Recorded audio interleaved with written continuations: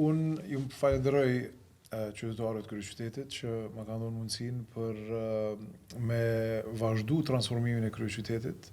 Edhe kjo është një informatë e qartë që kam marrë që projektet të cilat i kemi premtuar para 4 vitesh tash duhet t'i vazhdojmë. Normal që kemi pas një ballafaqim kogja të fuqishëm në pjesën e parë edhe projektet e cilat janë prezantuar atëherë edhe nga kundërkandidatët, projekte ndoshta jo edhe të mëdha ashtu siç i kemi pas ne, po disa që kanë qenë më bazike, disa që faktikisht janë edhe pjesë e procesit tonë, që me ju dhonë edhe atyne dukshmëri më të madhe, jo që nuk e kemi bo, po vetëm nuk e kemi dhonë prominencë sikur këtyne projekteve të mëdha, edhe kjo është ajo informata të cilën e kemi marrë nga qytetarët e kryeqytetit, të cilën normal do ta kemi pjesë të proceseve tash e 4 vjet.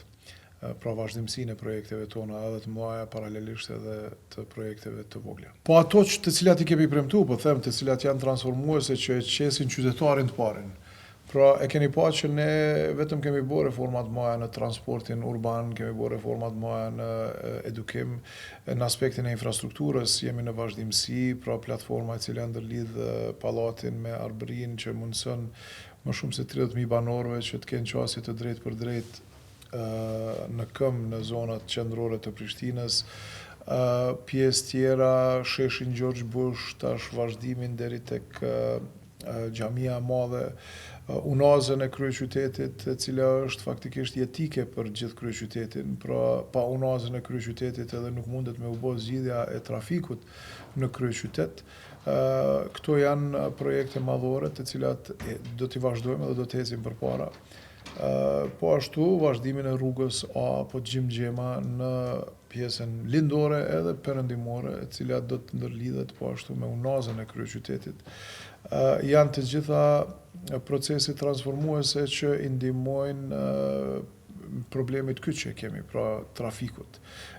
Me zgjidhjen e këtij problemi, normal që ka impakt pozitiv edhe në cilësinë e ajrit në kryeqytet, e po ashtu edhe në vlerën shoqërore në gjithë kryeqytetin.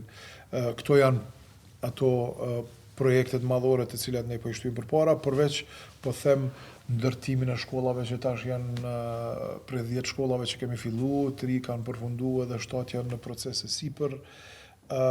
Përgatitjet për lojrat mesetare, pra e kemi lojrat mesetare të vitit 2030, të cilat edhe kërkojnë infrastrukturë shtesë të sportive, pra me stadiumin e ri, me arenën multifunksionale, të cilat janë pjesë e masterplanit të fshatit olimpik, që tash e kemi të gatshëm, vetëm duhet me i shty proceset për me i fillu ndërtimin e këtyne objekteve. Pra gjitha këto janë procese madhore që jemi tash duke i shty përpara. Po unë ju tregova këto pra projektet të cilat i përmenda tash, reformimi i transportit urban, ku ne ju mundsojmë qytetarëve me pas, e kemi biletën tërditore tash për me përdor autobus, linjat të veçanta për autobus, unaza e kryeqytetit është kyçe, e përmenda, domethënë, ne pa unazën e kryeqytetit, të gjitha makinat që vinë në Prishtinë vinë në një pikë në qendër të kryeqytetit, pra duhet ta decentralizojmë hyrjen, pra t'i kemi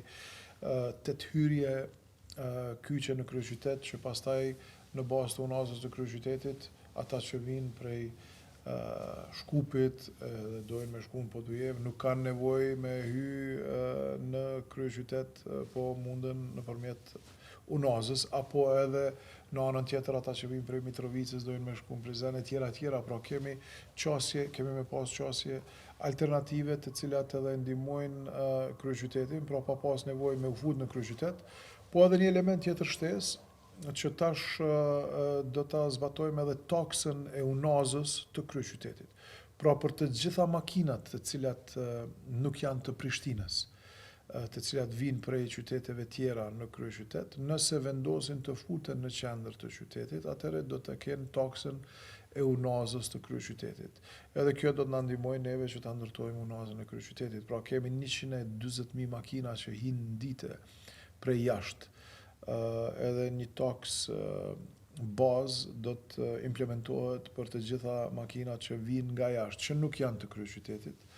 Edhe kjo do të na ndihmojë normal edhe në implementimin e unazës të kryeqytetit, po të njëjtën kohë edhe do të ndihmojë edhe trafikut. E din që kemi marrë vendim po ashtu për me liru nga pagesa e transportit urban qytetarët të cilët i marrin autobuset ose hypin me autobus, vinë me autobus prej qyteteve tjera në kryeqytet edhe ndalen në stacion.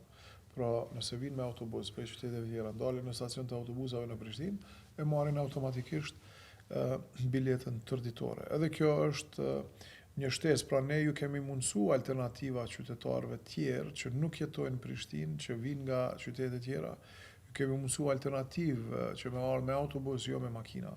Por nëse vendosin me ardhë me makina, normal janë të mirë se ardhur, mirë po e kemi këtë taksën shtesë që do t'i ndihmojë edhe ndërtimit të unazës të kryeqytetit, në njëjtën kohë e zvoglon e zbut intensitetin e trafikut në kryeqytet, në njëjtën kohë edhe na mundson që të kemi financa shtesë për implementimin e unazës të kryeqytetit. Po modeli aktual është varet krejt prej kompanisë pastrimi, edhe ky model ka dështu qysh moti. Domethënë asnjëherë Prishtina nuk e ka pas nivelin e pastrimit në nivel të duhur. Ne dini para 2 vitesh ku e kemi shpallë gjendje emergjente dhe kemi inicu procese për sektorin privat për me ndihmu pastrimit, edhe kemi pa një përmirësim të dukshëm për brenda 2 muajsh.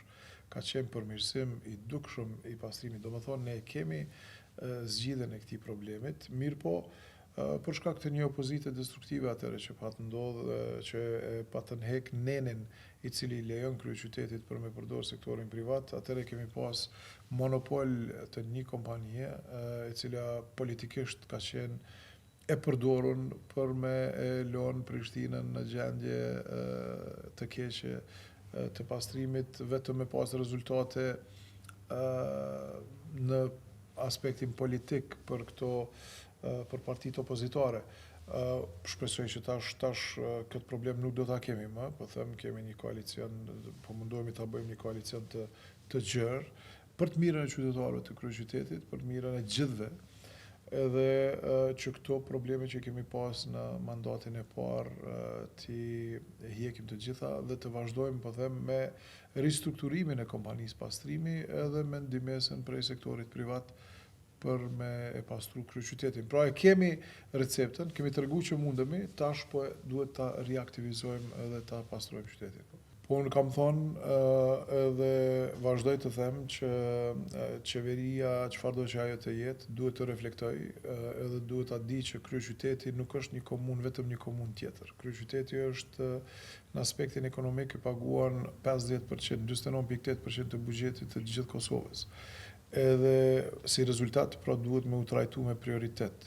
Projektet të cilat ne kemi prezantu para 4 vitesh si unazën e kryeqytetit, janë projekte të cilat janë për të mirën e gjithë vendit, pra jo vetëm të kryeqytetit, po të gjithë Kosovës, edhe gjithë pjesëtarëve të gjitha partive, pra nuk është ajo çështje personale imja apo e dikujt, po është për të mirën e kryeqytetit. Prandaj prap uroj që të reflektoj çfarëdo qeverie që të kemi tash të krijuar, që të jetë bashkëpunuese me kryeqytetin. Edhe sepse bashk mundemi me bëj gjëra të mira, gjëra të mëdha, gjëra të cilat janë për të mirën e secilit, e jo të bllokojnë. Pra vetë kanë thonë, edhe gjatë kampanjës, mjaft bllokadave, si t'i fitojmë na, do të vazhdojmë brenda 3 muajsh me unazën e kryeqytetit. E atë vazhdojmë me unazën e kryeqytetit. Pra pajtohemi që duhet, pajtohemi që s'bën bllokada. E apo bashkëpunojmë edhe e ndërtojmë pa asnjë problem unazën e kryeqytetit edhe gjitha projekte tjera madhore si spitalin e kryeqytetit për shembull, si fshatin olimpik, e si një mori projekte tjera që i duhen kryeqytetit e që ndash i kemi të gatshme si projekte. Pra nuk jemi në atë fazën para 4 vitesh ku qyteti ka qenë në ramje të lirë ashtu duke u zhbo i tani. Tash qyteti ka vizion, pra ka një vizion të qartë, ka projekte të gatshme, shumë prej tyre që kanë përfundu, shumë prej tyre janë në përfundim e sipër, e shumë tjera që i kemi të gatshme për me fillu edhe me zbatu këto 4 vitet e ardhshme. Pra nëse kemi një reflektim politik, edhe një ndryshim mendësie, pra jo sabotimi e bllokade, po pro zhvillimit e bashkëpunimit, nuk kam dyshim që kryeqyteti do të lulëzoj, jo vetëm kryeqyteti, po i gjithë vendi. i gjithë vendi. Po shpresoj që po, sepse kanë pa që ajo qasje nuk është denu nga qytetarët e kryeqytetit, edhe po them unë jam i rizgjedhur kryetari i kryeqytetit përkundër sfidave të shumta, blokadave, po them të projekteve, blokadave të buxhetit. Gjitha këto kanë qenë tentativa për me qitë menaxhmentin ton keq, po ja që nuk ja kanë dalë sepse kanë qenë, kemi tregu proceset në mënyrë super transparente, me fakte, që kjo po ndodh. Edhe shpresoj që kjo mos ndodh më. Pra është naive, është një proces ashtu një mendësi e mbrapsht e cila urrej, po them që secili politikan të reflektoj, mos mendoj në atë mënyrë bllokuese, sabotuese. Sepse pikë së pari bëjnë dëmë vetit nëse mendojnë negativisht, impakti negativ është në qenjen e tyre, në mirëqenjen e tyre psikologjike e fizike, e pastaj në gjithë tjerët. Pra ta shfrytëzojnë mundësinë që e kanë si të zgjedhur nga populli për me bashkëpunu e për me zhvillu, jo me sabotu e me bloku. Besoj që do të ketë reflektim, sepse shoqëria ashtu ngritet. Mësojmë, për fat të keq, po mësojmë prej gabimeve, jo prej gabimeve tona, jo prej gabimeve të tjerëve. Po kemi tash një mori informatash gjatë gjithë këtyre proceseve që të gjithë mundemi me mësu, me reflektu, edhe të punojmë së bashku për të mirën e vendit tonë.